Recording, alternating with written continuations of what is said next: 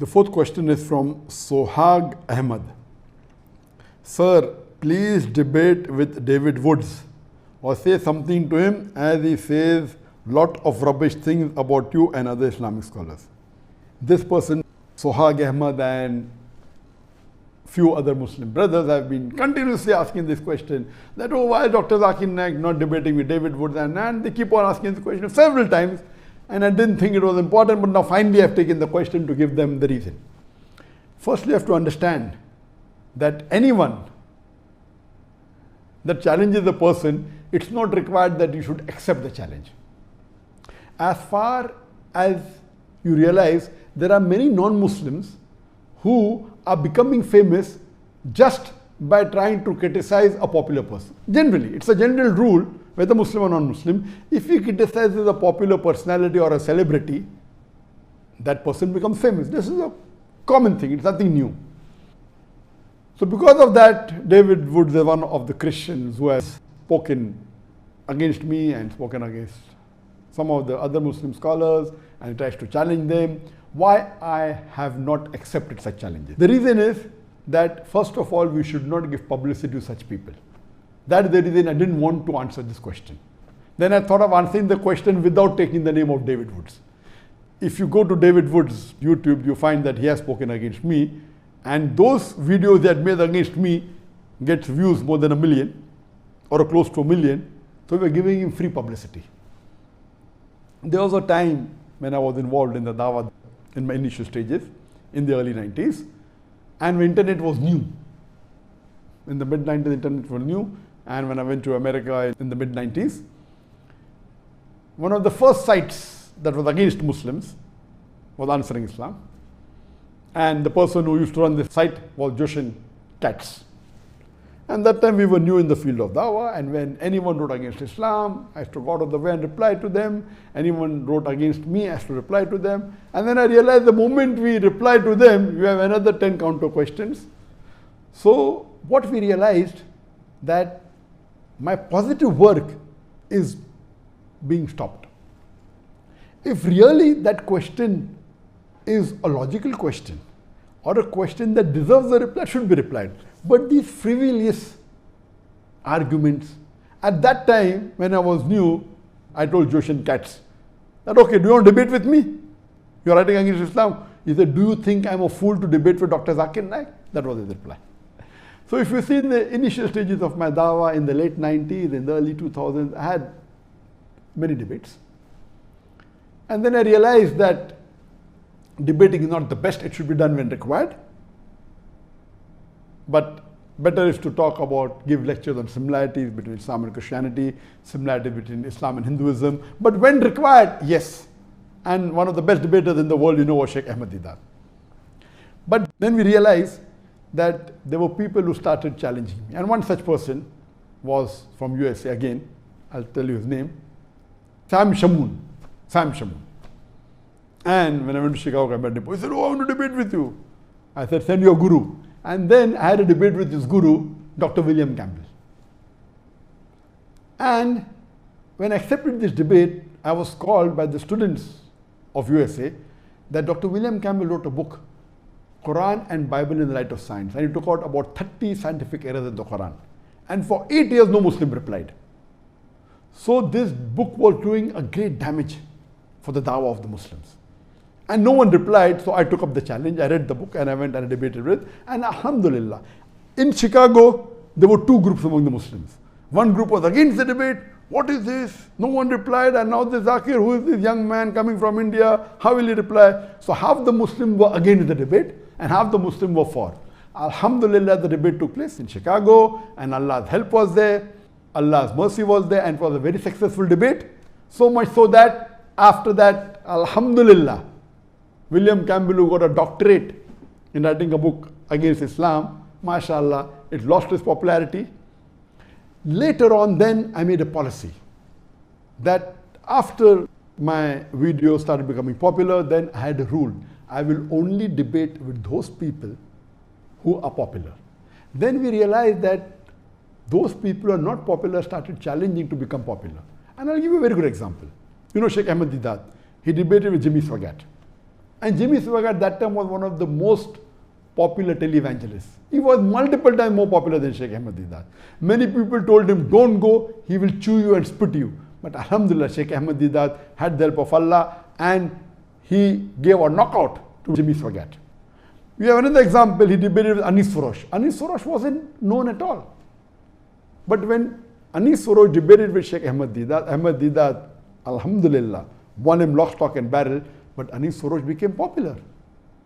So what we realize that when you debate with someone who's popular and an unpopular person debates with a popular person, the unpopular person becomes famous overnight. So why should we make the unpopular Christian missionaries as popular? So then I had a policy that anyone who wants to debate with me should minimum have at least 2% of the audience that I have in my largest gathering. And earlier I said that anyone who can gather 10,000 people individually for a lecture, I will debate him. After that, there was a middle person who requested me to debate with Sri Sri Ravi Shankar. And you know, Sri Sri Ravi Shankar is one of the most famous Hindu preachers in the world. One of the most. It comes in number 1, 2 and 3. And he has a large following. He has a audience of 20,000, 50,000, alhamdulillah. I accepted the challenge and we had a debate in year 2006 in January in his hometown Bangalore. And Allah's help was that it was a very successful debate. The topic was concept of God in Hinduism and Islam in the light of sacred scriptures. Since 2006, there are many people who challenge me for a debate. And when anyone challenges me, I say that I don't waste my time. There are hundreds of people who address large audiences. They're very popular. And my largest gathering that I have given a lecture is previously was in Kerala, then it was in Kishanganj, Bihar, where more than 1 million people attended. So 2% of 1 million is 20,000.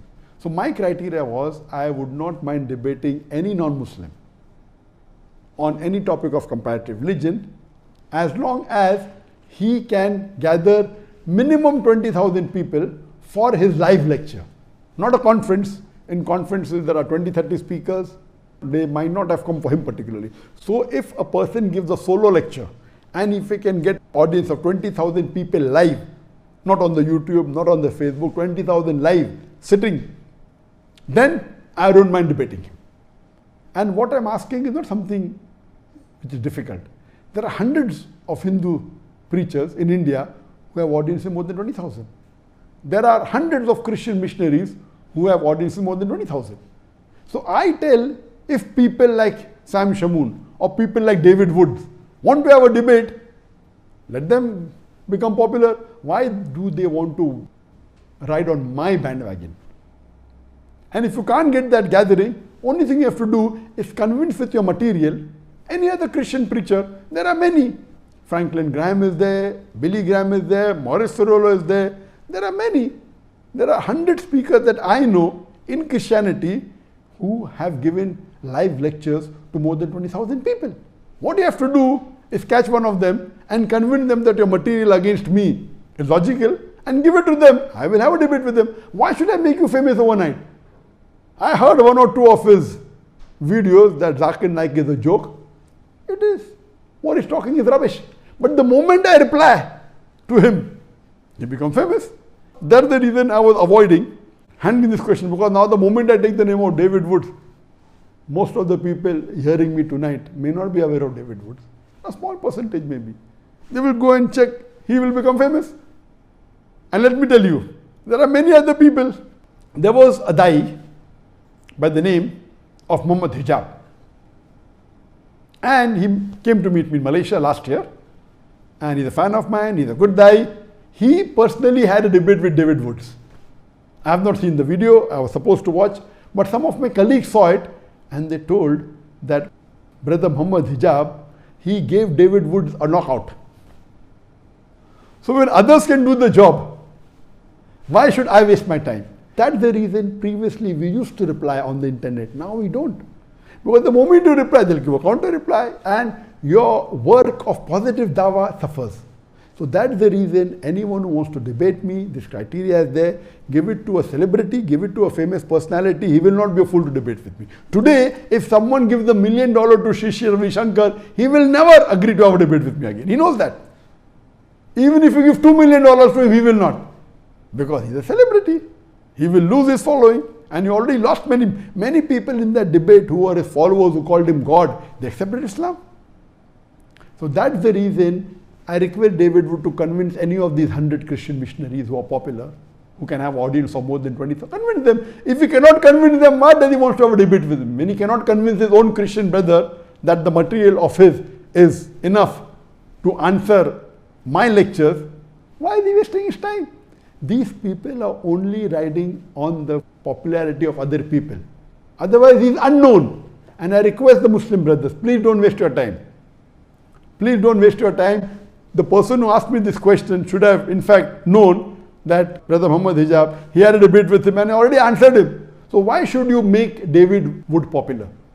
So hope this answers the question. And because I met this criteria since 2006, in the last 14 years, no one has ever wanted to debate me. One of the fans of Sadhguru told me, will you debate Sadhguru? And Sadhguru is a popular person, is not as popular as Sri Sri Ravi Shankar, but he's popular. I told, okay, I accept it, I know he's popular. Okay, if he wants to debate with me, I'm not interested in debating him. He wants to debate, he wants to speak against Islam, wants to challenge me, I'll accept it. Because if he challenges me, and if Allah's help is there, and we present the truth and answer to all his illogical arguments, but naturally he will lose his following. So if people like Sadhguru or someone who's popular want to challenge on any topic of Islam and comparative religion, which I deal with, I accept the challenge. Hope that answers the question.